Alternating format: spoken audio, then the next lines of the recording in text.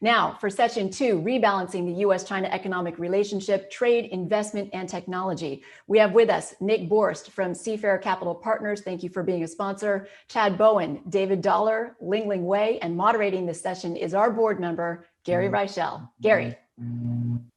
Yeah, good day. It's an honor and a pleasure to actually be moderating this session as the last day and the last event in the Seeking Truth Through Facts series that Margaret and the Asian Society of Northern California has put together.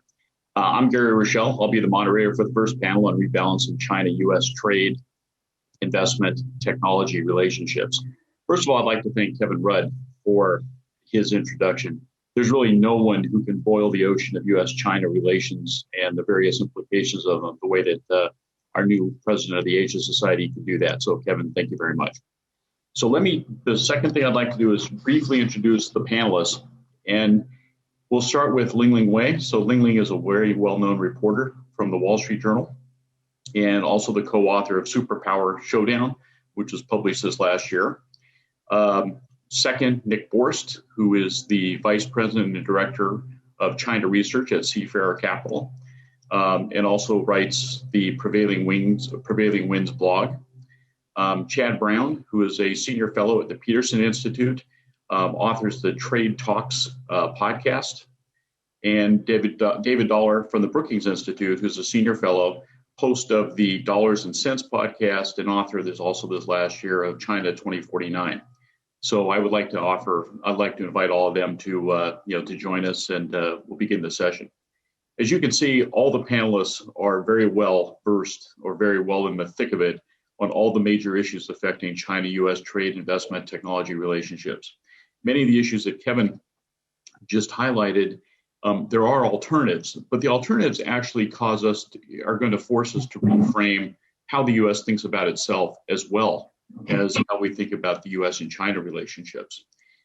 As for myself, I have spent the better part of the last 30 years in Asia, 5 years in Japan and 15 years in China, or 12 years in China. During that time, I launched 2 major venture capital groups in the US and China, one called SoftBank, which is quite well known now and quite different now than it was then, and Qiming Venture Partners. And Qiming has about 300 companies. We've had over 40 IPOs, 25 of the companies have reached $1 billion in market cap. Many are names that you might be familiar with, like Xiaomi, Meituan, Bilibili, ByteDance. And we're the leading healthcare investor in China. So we've had a good seat the last 15 years in how the China technology has developed. There's been the evolution of 2 major trends that I think are important to really understand. One is the evolution of innovation. In the early days, going back 20 years when you were investing in China, you would see many companies were looking at what was happening in the US or happening in Europe, but primarily the US, and you'd be copying that model for China. So you'd be taking that idea and bringing it in and localizing it for the Chinese market. That moved quickly in the 2009 and 10 timeframe to more one of where you innovate in China. And I want to draw a distinction between innovation and invention. So the innovation aspect of this is really important, where the Chinese market started to take on its own unique characteristics and grew not just away, it grew in sync, but also away from the United States market, particularly in certain key areas. Enterprise software being one, how AI is used being another. The fundamentals of how the healthcare industry has evolved are also quite different. So now we are in that phase of invention. And so this transition over the last 20 years has taken quite a few people by surprise, and it's important to have that background as a context for our discussions. The other is a simple concept called JGE. JGE simply means just good enough. And when you reflect back on where China was 20, 30 years ago, everything that was coming out of China was really designed to be just good enough for China. And then through contract manufacturing, license agreements, and so on, became just good enough for the world market. Now it's really important to understand what that's done is it's created a consumer base, it's created an enterprise base where what's happening in China really is good enough for the world market. And that's a transition I don't think we spend enough time thinking about. because that's what's created this underlying economic and manufacturing powerhouse that's serving the world's markets. So with that, let's get to the meat of our session. So the first question that I'd like to ask goes to Ling Wei. And Ling, I'd like to ask you, what are we getting wrong? So you've been an astute, very focused, detailed observer of China, both in China and now outside of China. And the context that we approach China from, what's wrong with it? And as Kevin said, Xi Jinping has some very specific viewpoints. You can see the actions taking. What are we missing from the standpoint of just getting wrong in the basic assumptions we're making? Sure. Thank you very much, Gary. I'm really honored to be here, share this forum with some of the best China watchers here. So China is a myth, not just to people in the West, but if you ask a lot of Chinese officials and just Chinese to explain, how the party works, how the country works, it's very likely they probably wouldn't be able to give you a very comprehensive answer. So I'm going to really try my best to answer your question here. So first of all, if you can indulge me a little bit, I'd like to talk about, one main conclusions we had in our book, Superpower Showdown, which I co-wrote with my partner in Washington, Bob Davis. So one of the key themes about China we had in the book is just about, how the West, Washington in particular, has misread the President Xi Jinping. He really isn't the kind of reformer the West and the US had hoped for.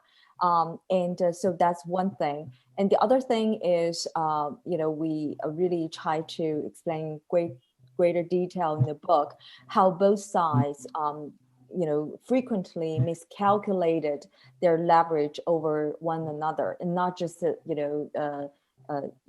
China misread the U.S. Overestimated its leverage over Washington, but even more so for the Trump administration. A lot of people think China is this one party, one system country, so it must be monolithic, right? It's just one party, no debate, no real dialogue among different agencies, etc. That couldn't be further from truth. Yes, it is led by one party, but is anything but monolithic. One interesting anecdote we had from reporting out the book was during the Argentine meeting between Trump and Xi Jinping. Trump was there basically in his usual way, basically, just trying to get Xi Jinping to understand how much weight he has to pour to get the whole group in the room. Basically said, as you know, I hope you know, we have a lot of different opinions here in terms of how to deal with China. And Xi Jinping immediately responded to say, same here. On our side of the table, we just have as many different opinions as you probably have. So it's really the case, during the past 2 years, as we see Liu He, the chief trade negotiator, right? He, throughout the negotiations, he assembled a team of negotiators on Chinese side that represents different interest groups, different industrial sectors. You have SOE representation on the team. You have financial regulator representation on the team. You have information technology representation on the team. So that shows what? That shows that he is trying his best to forge consensus among various ministries and the agencies, in order to have this dialogue with the U.S. side. So that just shows that another example to show how behind the scenes, the Chinese side has done great job presenting a united front, to the outside world in public. But behind the scenes, they're just really, different opinions, different interest groups, and they may all have a say in how things should get done. And obviously, we know that President Xi Jinping has consolidated power dramatically, right? He's made himself chairman of everything. But even though that's the case, there's no absolute power in China.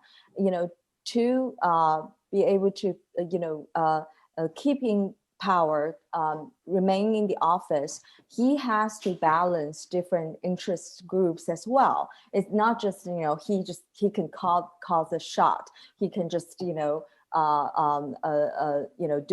make decisions, especially, as big as U.S.-China relationships on his own. He has to, incorporate all the different opinions, and but ultimately, his number one priority is to make sure the party is firmly in control of the country. Nothing should ever challenge that. That just, complicated a lot of, negotiations we've seen over the past few years, and it's going to continue to complicate U.S.-China relationship going forward. So, Ling, one follow-up for that, and I'll start with a short anecdote. There's this concept that there's a centralized group in China that's dictating the development of technology, that it all comes from Beijing, and that it's all directed development. And I would just share the story and then ask your opinion in terms of how much you think that is true or not. When we were raising a fund to do advanced healthcare investing in China, we received backing from NDRC. And the most senior people at NDRC were very excited. And in the meeting, they told us, we really want you to do cutting edge, really leading edge stuff. This is great. That meeting ends. The next group comes in, which are their underlings, kind of their managers. And they say, yeah, what they said is fine. Just don't lose any money, which kind of makes it impossible to do the first thing. But how do you see the either coherence or incoherence in centralized government policy related to technology? Because there is this myth out there that this is all being directed by the Chinese government and not necessarily private enterprise. Well, I do think overall, the central government definitely is playing leading role in directing tech investments here. For the next 5 years, China really sees tech investments as one of the main growth drivers. So they're pouring money into sectors like semiconductors, chip, AI, and biotechnology, and probably the area you talked about too. But at the same time, I do believe the central planners also try to learn lessons from the past, because China's industrial policy so far actually has hurt China more than probably foreign companies, because it has led to tremendous waste. A lot of money just spent for no good reason, and got local government levels, especially central SOEs, become so much more indebted. So they have learned their lesson from the past failures or weaknesses in the industrial policy side. They do now try to get private firms more involved, right? So it's a smart move. However, the risk is they're so obsessed with control. So you run the risk of trying to make private firms just act like SOEs. So that really is not good for innovation or technological advancement. So that is the biggest risk the Chinese government faces now when it comes to their ultimate goal of achieving technological independence. We already seeing some worrying signs going on in China these days, the kind of campaign style crackdown on big tech, big data, what kind of messages that would send to aspiring entrepreneurs. That's really something the leadership should be thinking about. Okay, thank you. We'll get back to Jack Ma in a little bit, perhaps, when we cover some of these other topics. So next, I'd like to have Chad Brown you address the issue. Kevin Rudd brought this up in his opening comments about how Beijing has somewhat preemptively started the relationships with RCEP, the EU, talking about joining TTP, somewhat preempting some of the steps that the Biden administration may have been looking at in terms of forming allies. And I think Kevin made the point very well, which is the U.S. for the first time doesn't just tolerate allies, but truly needs allies. Will multilateralism lead to U.S. trade leadership? I don't necessarily think it's that easy, but you write quite extensively on the different strengths and the nature of China's strengths as it relates to multilateral trade. And so I'd like you to address that question, and we'll take it from there. So, and for me as well, thanks for the invitation to be a part of this. Maybe let me give two examples to show just how difficult and challenging this is ultimately going to be. One broadly, and then one in more specifically in the tech space.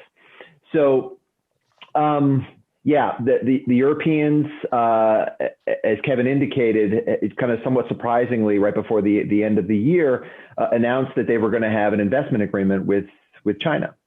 And not unexpectedly, the incoming Biden administration folks were kind of shocked and said, we've been trying to send signals that we're going to work with allies and work on a common approach with China. What is this thing all about? And part of this is the legacy of the Trump administration. The Trump administration going alone, signing their phase one agreement with China, worried about purchase commitments and getting American firms access and not choosing to go multilaterally, has sort of left other countries, the EU in this context, to sort of have to look out for themselves. So some of this is just signaling, I think, to the Biden administration that it's not going to be easy to work with allies. They've been mistreated for 4 years. And there's a real concern about, even if the Biden administration is well-meaning, what comes after the Biden administration. And the United States has now changed, the perception of the United States has now changed around the world. So I do think that this is a critical issue. The one area I think that's also of interest in the tech space that also Kevin touched on is on this question of Huawei and semiconductors, and Ling mentioned it as well. And I think it's worth going into here. It just shows how hard this issue of multilateralism is in practice. So what's the story? Well, I probably don't need to recap it for your audience or our audience here, but it's basically we have this one Chinese company that we're very worried about for national security reasons, Huawei. What do? They make essentially two things. They make telecom equipment, 5G, base stations, cell towers, things like that, and then they make smartphones. Well, in the telecom space, the 5G equipment space, the concern is on critical infrastructure here in the United States. You would say, well, okay, why don't we support our own firms and not worry about them, since we've basically banned them from providing stuff for the U.S. market? And the issue is, well, we don't really have any competitors in that space, right? There's Huawei, there's Nokia, there's Ericsson, there's a little bit of Samsung. There's no American firms to promote as national champions. So really, then the only alternative approach, I guess, if you're a government policymaker, is to try to cut Huawei down and out of that space. So how do you do that? Well, one thing that they need for all of this equipment that we provide is semiconductors. So you see these rolls out of semiconductors starting last year to try to cut Huawei off from some of the key inputs they need. But then, of course, you realize with global supply chains and a world of production that we're not the only ones that make semiconductors. And so Huawei can just access it from other countries and firms in other countries. And not only that, but the semiconductors that we sell here from the United States are frequently produced in other countries. And so our normal rules, these export control laws, just don't tackle the underlying problem, doesn't affect things. And so then what do we do instead? And this is getting to the multilateralism issue. We look at the other companies around the world that would be the alternative suppliers, the TSMC in Taiwan, the Samsung in South Korea, that would be suppliers to Huawei in China. And we essentially say, do we have any leverage over them? And the answer is, at the moment, we might through the equipment that we provide. So we have this industry that's, my understanding is largely centered there in California on semiconductor manufacturing equipment, a lot of the key elements of which are required by firms around the world to be able to provide semiconductors to anybody. And so we threaten all of these foreign companies located abroad not their governments. We don't go to their governments and say, could you please tell your companies not to export these sensitive technologies to elsewhere around the world that we might be concerned about. We go right after the foreign companies and say, you have a choice. You can either keep buying the necessary inputs, the equipment from American companies, or if you want to keep selling to these Chinese consumers, you're gonna be cut off. And all that's well and good and may work for a while. Ultimately, I would assume that the companies abroad are going to be upset by this at some point and go to their governments and say, why aren't you representing us in our interests here? But now, what has happened over the last, week or so publicly is we have a shortage of chips, right? So the automobile industry is having to idle plants because they can't access semiconductors. Some of this is obviously pandemic related and Zoom, and we all need to backfill our home offices, and that's shifted some demand away from them. But what that means at the moment is all of the major manufacturers around the world of semiconductors have said that they're going to undertake massive investments and scale up production to ramp up semiconductors. Well, the big question now is, are they going to go back to the American equipment makers and ask them to provide the equipment? Or are they very worried that, well, when we did that the last time around, we found ourselves vulnerable to American export controls? So might we look for alternative suppliers instead, given that the United States has not been acting multilaterally over the last couple of years and has acted very unilaterally? In any case, in a world of complicated supply chains, in a world of complicated international relations, when you have these frictions that have started to pop up with US and China, dealing with how to operationalize multilateralism in practice becomes very, very challenging. And so the Biden administration has sent all the right signals, but I think they're going to have a very, very difficult road ahead to try to operationalize that in practice. So Chad, one quick follow-up is when we think about the U.S. and China, we actually talk as if we're the only two countries in the world that matter, the only two relationships that matter. Isn't one response that the U.S. could take that would be more effective than the bilateral response is, how do you lift everyone else's boat? How do you help India? How do you help Southeast Asia? In other words, create alternatives for the approach that China might provide. But the stronger the rest of the world gets, doesn't that act as a buffer, or actually act as a balance between what the U.S. and China are going to be going through in the next 15, 20 years?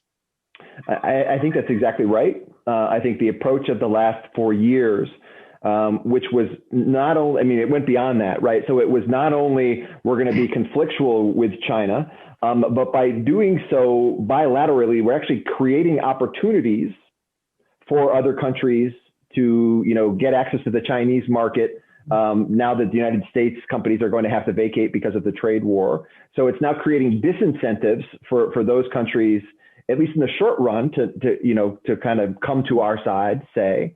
But I agree. I think ultimately that's what you're going to have to do, is to recognize that there has been too much emphasis over the last 4 years of trade being somehow a zero-sum game, which it's really not. It's a win-win. Yes, there are distributional winners and losers within countries, and we know that. We need to deal with those effects better. But for countries as a whole, trade is win-win, and it does sort of lift all of these countries' boats. And so getting that message out and pursuing policies that are going to be beneficial to lots of players, I do think, and we'll see. The Biden administration has said that trade's not going to be a huge priority in terms of trade agreements, but they are just inheriting such a laundry list of things that they're going to have to tackle, that I think they're going to find dealing with some of these issues on trade is going to end up in their lap sooner rather than later. Great, thank you very much. So I'm going to move on to Nick Borst, and Nick's background has been on U.S.-China, FDI, capital market flows.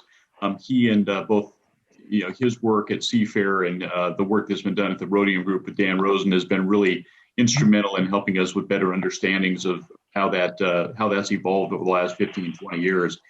And so, Nick, I'd like to ask you, there's a growing U.S. investment relationship, but it's changing with moving from more of an FDI-related relationship to more of a capital market investing relationship. And you have written quite persuasively on the conflicts that creates. And so would you care to comment on that? And in the context of the discussion so far, what's the importance of that particular part of this relationship? Yeah, thanks, Gary. And just to echo everyone else, delighted to participate on this panel. So the US and China have seemingly stumbled into this enormous investment relationship without fully thinking through the consequences of what that entails. And I think, the Chinese side of the flows is well known. That's been the acquisition primarily of US Treasury reserves. But really what's changed over the past couple of years is an enormous increase in the holdings of Chinese securities by US investors, now measuring in the hundreds of billions of dollars. And so in an ideal world, I would think that this would actually be a positive development for the relationship. If you look at the aggregate returns of holding these Chinese companies over a long period, they've been quite attractive, the occasional high-profile fraud aside. But instead, it's actually turned out to be a new source of conflict in the US-China economic relationship, and quite a toxic one, in my opinion. And I think, most of the concern right now is coming from the US and policymakers in Washington. And those concerns really revolve around two things. It's number one, are US investors being subject to undue risks by investing in China? And number two, is US capital flowing to Chinese companies which damage US national security interests? And so I think much of this criticism has some basis in validity, and it's given fuel to the ammunition of critics of China by China's own lack of transparency. So if you look across a variety of different items, whether it's financial disclosures, this issue we've heard a lot about with the access to audit work papers by the PCAOB, whether it's efforts to promote the development of Communist Party committees within Chinese companies, both state-owned and private, whether it's the seemingly willingness of Chinese companies to really participate in all sorts of government initiatives, whether it's Made in China 2025 or Belt and Road, to seemingly be an implementing force of these government policy activities, often in a way that doesn't make a lot of financial or economic sense for the company or its shareholders.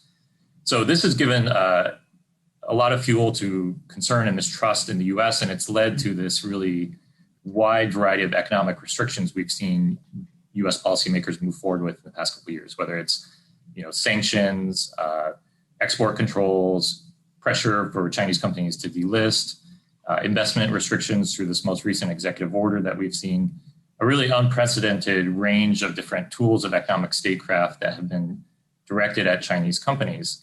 And while I think, the US has a valid interest in protecting its national security through these tools, in some ways it's gone too far.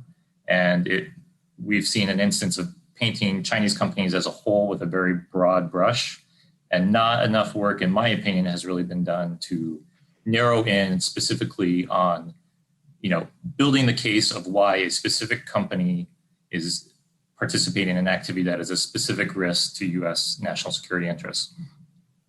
So in that environment where, I don't think we've done enough to really build the case, and I understand there will always be, matters of active intelligence where not all the details can be revealed to the general public. But I think there's still quite a bit of a room for the US to put forward the case of why a Chinese company really is a threat, why it's important for US businesses and investors to divest, to break contracts, to completely decouple from this company.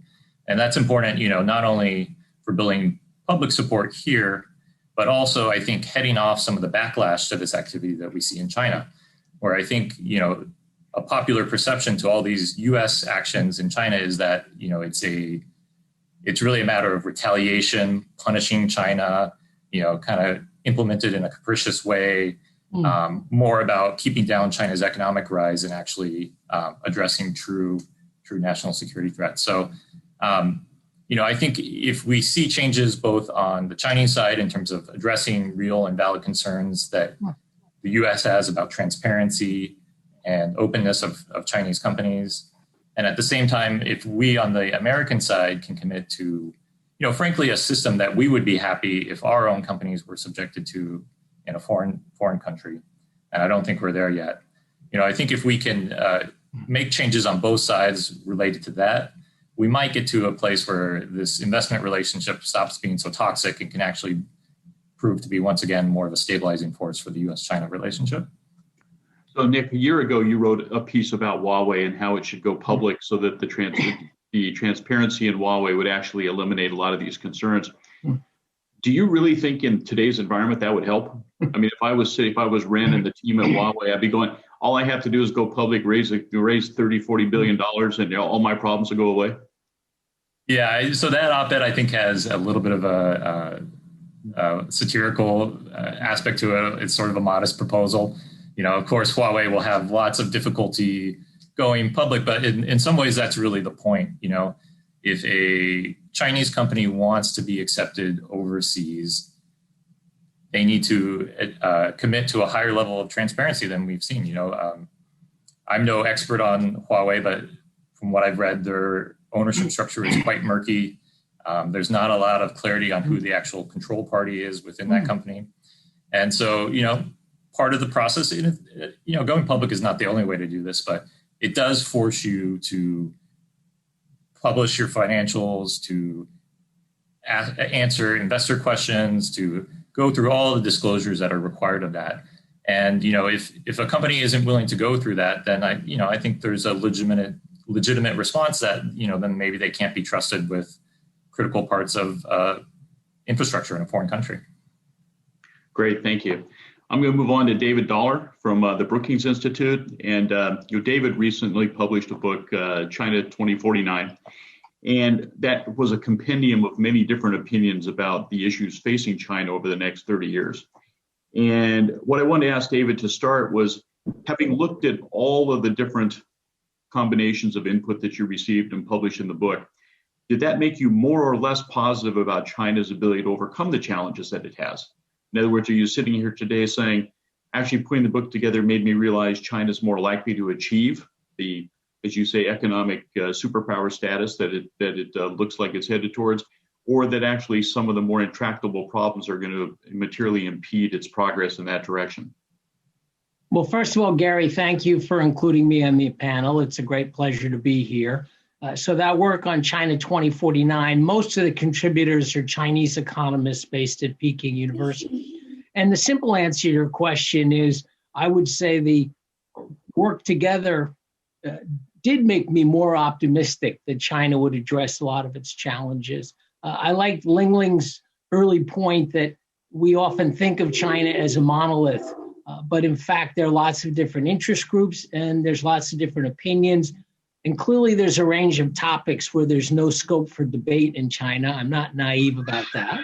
But I was impressed that in terms of key economic policy areas that will weigh on China's future, there's actually a lot of scope for debate. For example, Kevin Rudd mentioned the dual circulation. I view this as a very vague phrase. It's not a phrase that economists, I think, can easily grab onto. But I know that there's an active debate in China about what exactly it means. Some of it is aimed at more reliance on domestic demand, domestic innovation. Depending on how they encourage that, that can be a good thing. But the other part of the dual circulation is remaining integrated in the global economy. And I see there's a struggle going on with the reformist forces pushing for things like joining the RCEP, making the investment treaty with the European Union, trying to stabilize economic relationship with the United States. So I think you still got quite a few policymakers and just intellectuals, middle-class people who would like to see China more integrated in the global system, and they're pushing for that. And the ultimate, where China ends up in 2049 is going to depend a lot on a number of different policy choices. Some things are baked in and they can't really easily change, but other policies can make a huge difference. So, they're going to end up as a superpower because they have 4 times as many people as we do.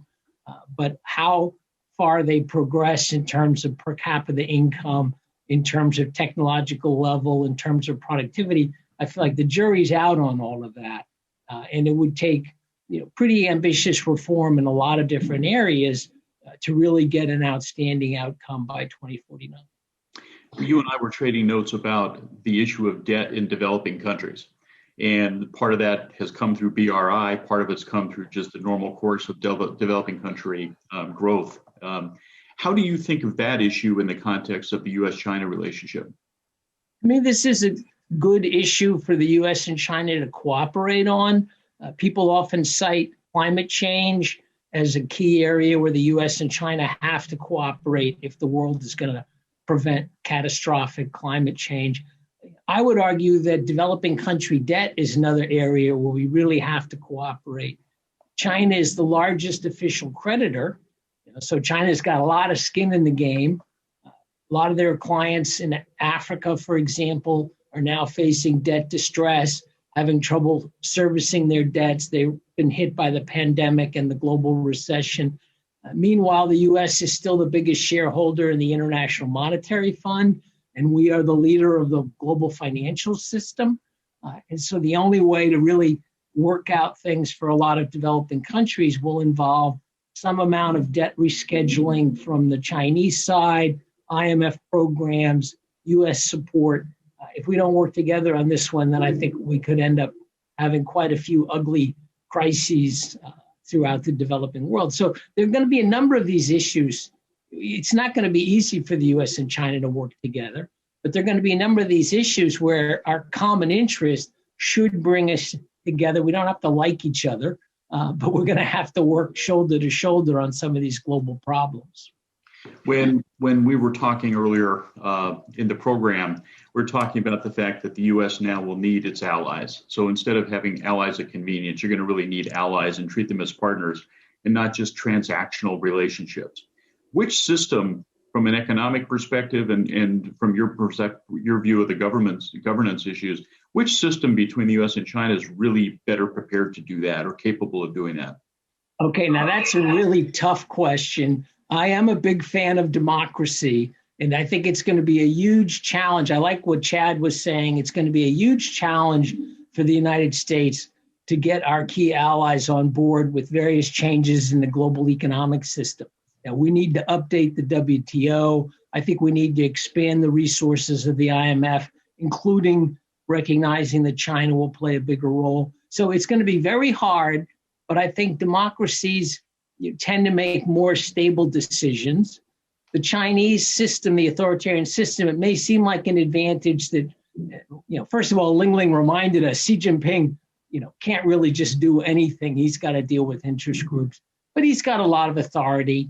I think if China really wanted to join the Trans-Pacific Partnership, if Xi Jinping really wanted to join, he could probably get that process started in a pretty aggressive way. But authoritarian countries tend to be inconsistent over time. We have no idea who the next ruler is going to be in China. You could end up having a messy succession. So I don't mind the fact that democracy, it might take a little more time and effort. I think we'll get more stable, inclusive outcomes. But it's a great question. So I'm going to go through the panelists again in the original order. So we'll start with Ling Ling. And the term reciprocity has come from one that 10 years ago was anathema to most policymakers to now one that looks to be at the core of many of the discussions back and forth, not just between the U.S. and China, but between the U.S. and some other countries.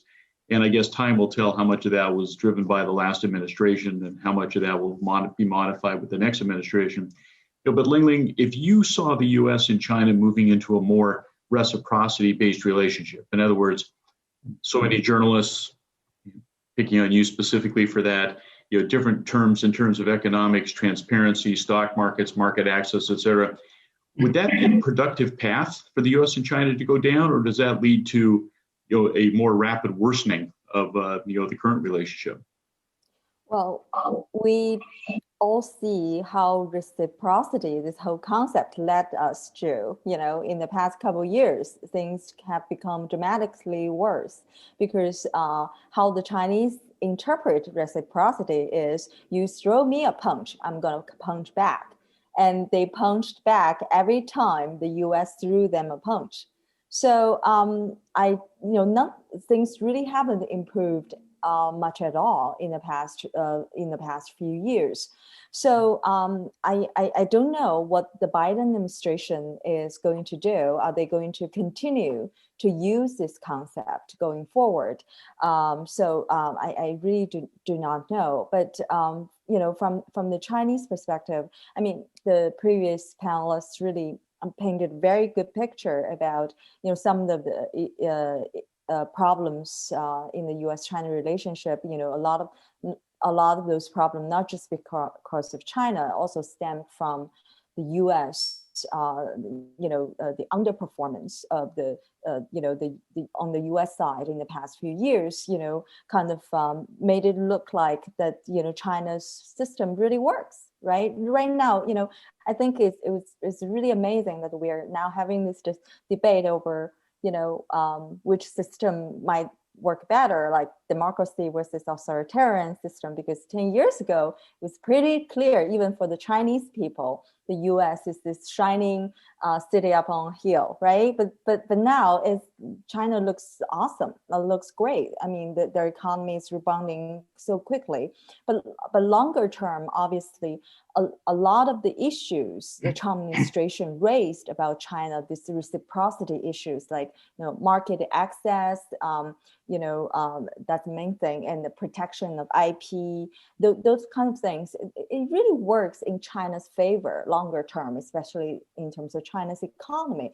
But if you look at the phase one agreement, it basically failed in every regard to address those long-term issues, this so-called reciprocity. On the other hand, it strengthened China's state-led economic model. Why is that? That's something the Biden administration should really think hard on. One thing that makes it really complicated for the U.S. is that, I just don't think the U.S. has much leverage over China these days. I mean, what kind of leverage do you have? You talk about financial decoupling.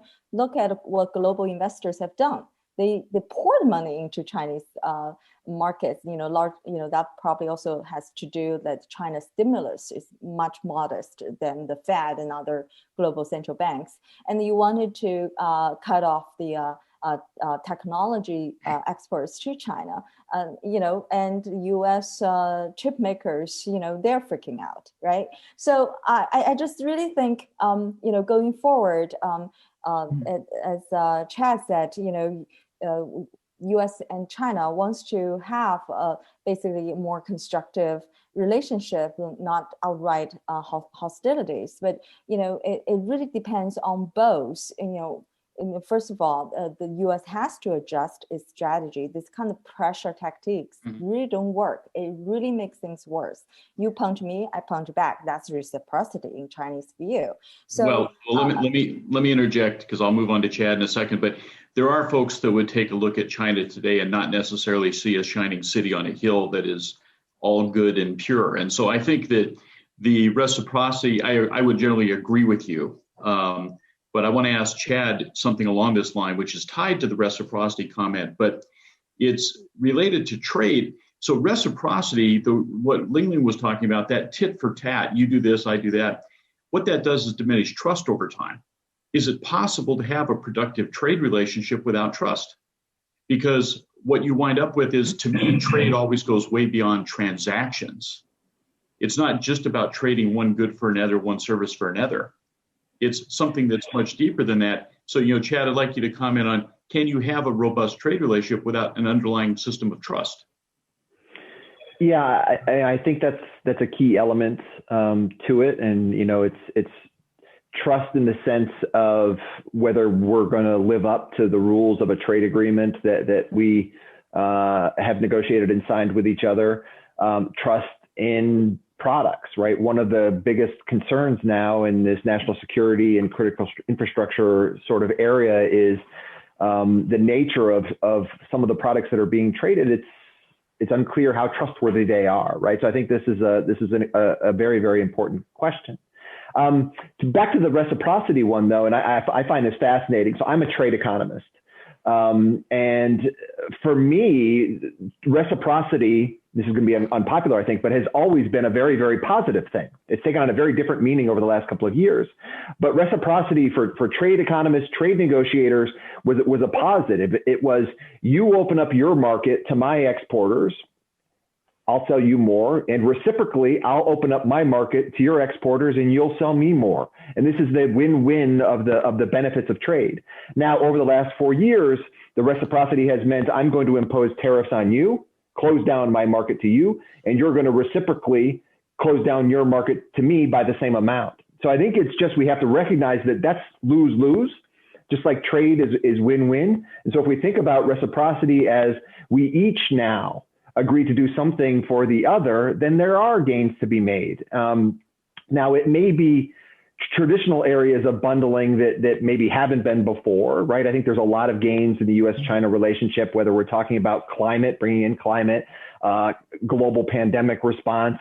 But I think now there are additional benefits, even in the trade space, now that we have tariffs still, despite this phase one agreement, on $350 billion worth of what we buy from China, to reciprocally negotiate, make some of the adjustments and reforms that would make us happier on SOEs and subsidies, take on some additional commitments on technology transfer and not doing that kind of thing, lower some of your tariffs. China has been doing this unilaterally over the last couple of years, but continue to do that.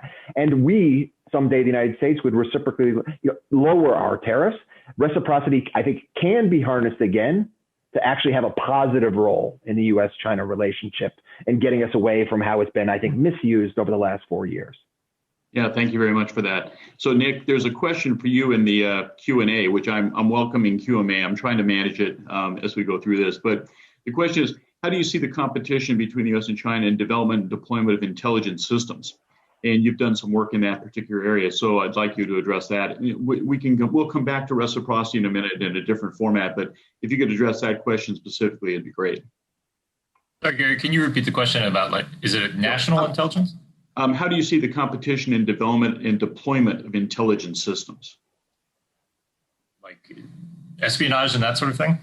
You know what? That's a great question. Why don't you take it as an espionage question, since it's not clear, and I think that's probably the area you'd be well suited to ask. Yeah, well, I'm definitely no expert on that. I think there's been a lot of back and forth between the U.S. and China behind the scenes that is, proved to be a key contributor to the deterioration in relations, particularly, the U.S. allegations of economically based hacking attempts by Chinese-linked actors. I'd like to pivot a little bit because I think this issue of reciprocity is so important, and Ling and Chad are exactly right on this. I think, the past several years, we've had a very concrete example of a cycle of negative reciprocity where, we're upset with a behavior by China, so we take actions, China takes countervailing actions, and then it just spirals all the while the relationship is ratcheting down to new lows. And, when we look at the end of the day, I'm not sure how much we've achieved, whether we've actually advanced U.S. interests in that way. And in many ways, I think it's actually reinforced some of the worst inclinations in Beijing in terms of, trying to decouple from U.S. supply chains, trying to reinforce this indigenous innovation drive, more state control over key sectors of the economy.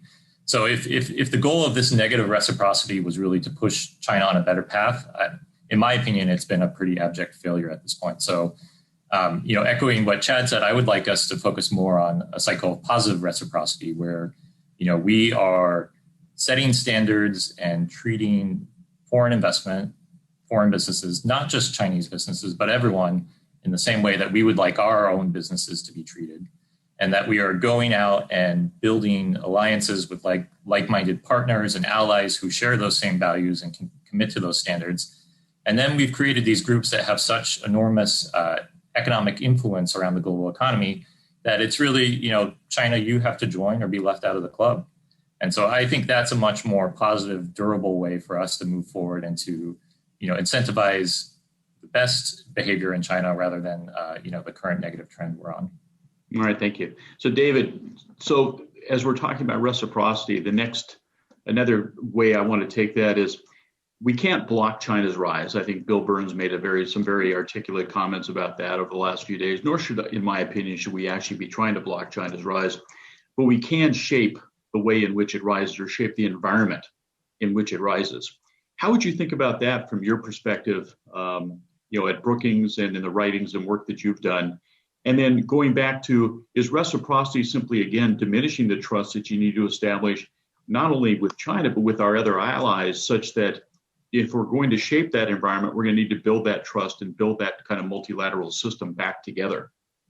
Right. So thanks, Gary. So it seems to me the best hope for shaping the environment in which China makes decisions concerns strengthening and renovating what I think of as global institutions of different types.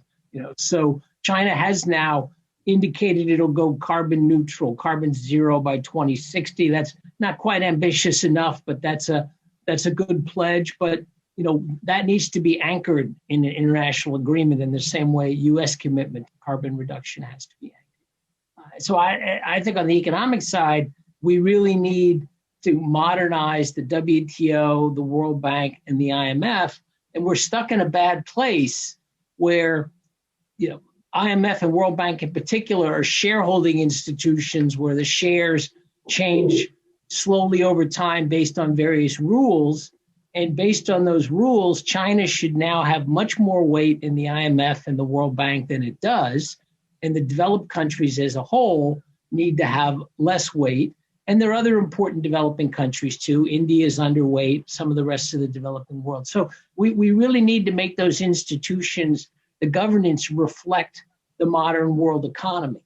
But what you hear a lot from the United States is, well, China's a bad player. They act in bad faith.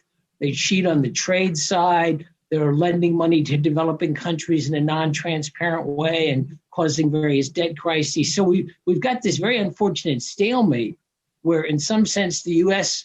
position is, China would need to dramatically change its behavior in order for us to accept them having this kind of role in the global institutions.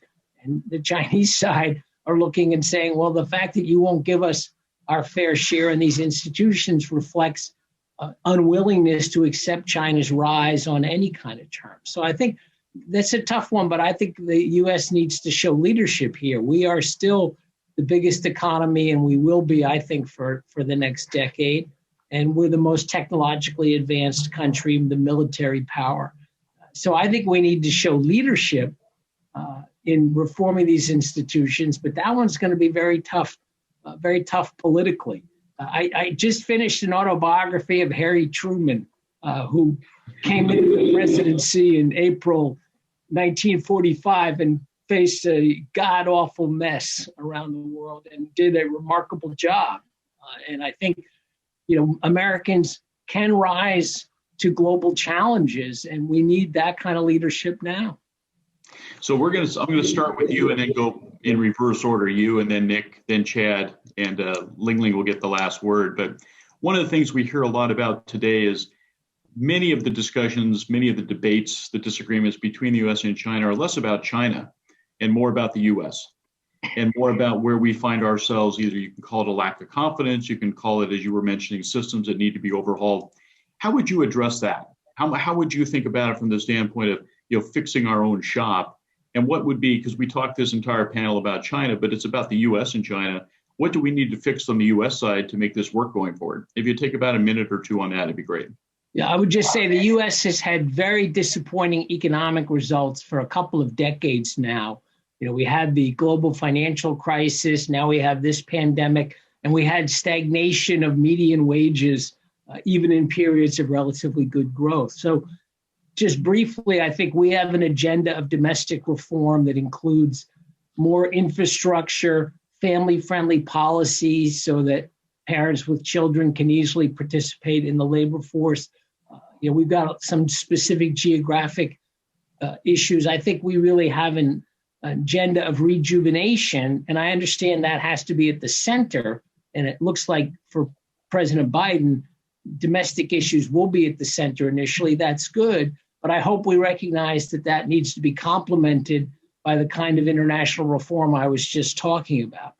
That's the real recipe for the United States, is domestic rejuvenation and then restoration of the international institutions, recognizing that they need to evolve. We should be happy that we're moving to a world where most of the GDP will be in the developing world, because the overwhelming majority of people live in the developing world. So if we want to live in a world without poverty, we're going to be in a world where we will be a relatively small share of world GDP. And the alternative would be we're 50% of world GDP as we were at the end of World War II, and everybody else is desperately poor. And it's hard to see that that's going to be a stable, pleasant world. It's amazing how difficult it is to actually get that point across, though, on a regular basis. So, Nick, your turn. What is the real focus, or what would you like to see, following on David's comments, see the U.S. to do? Yeah, Gary, I think you're exactly right. It's first a reappraisal of the U.S. and having some more confidence in our own strengths. I know that's been difficult to do over the past couple of weeks, but the U.S. really does have enormous strengths economically, within the financial system, within technology, and then using that as a basis for really evaluating the relationship with China. And, as Kevin Rudd said, there'll be aspects of the U.S.-China relationship where there's possibility for collaboration, and there'll be aspects where it's more adversarial. And I think, a realistic appraisal of those areas where we need to compete with China, where China represents a threat to our interests, but also not blowing that out of proportion and provoking an overreaction. And so I think if we can do that, we can tailor our policies, in a much more targeted way that will actually do a better job achieving the goal of protecting our interests, and also, building support both domestically and with our allies. Super. So, Chad, you're up next. I would echo all of those things, and ask that we as Americans be a little bit less nostalgic for a world that's never coming back. We have our policymakers be a lot more honest and evidence focused, and recognize that the world has changed, and we're no longer going to have the manufacturing middle class society of those kinds of jobs that we had in the 1950s. The world is just fundamentally different, and we need to adjust to that, and we need to build back better at home to deal with that new reality, instead of somehow blaming it on things happening in the rest of the world that are 99% of which outside of our control. There's so much that we can control at home. And so I think, like David and Nick, I'm heartened by what seems to be a Biden administration emphasis on fixing our own problems and priorities. We can't disengage globally, but we have to recognize that the challenges that we face are largely of our own doing. For as big a challenge as China in a geopolitical sense, it's really not, what is the underlying source of what's economically challenging us, the distributional challenging, the inequality challenges that we face today. Thank you. Ling Ling, you kicked off the panel, and you get to finish it. And I think one of the comments is particularly for you is, much is said around the lack of continuity of U.S. leadership relative to the U.S.-China relationship. So if you could incorporate that in your comments as well, it'd be great. Well, thank you. I'm very honored to have the last word. So I think the only thing I would say is, don't look at China as an enemy or evil empire, because China is not. I think for future administrations, be the next Biden administration or going forward, probably just should accept China for what it is, because this one-party system is not going to change in the immediate or near term. And the state will always have a big role in the economy. And I agree with what David, Nick, and Chad said. The key issue is to know, how to work with China on those on the issues like climate change, debt restructuring, developing countries, and a pandemic. For the greater goods of the world. And And at the same time, trying to encourage China, get them to adhere to higher global standards. That's a more realistic goal as opposed to things like regime change, because it's never going to happen and could just lead the world into a chaos.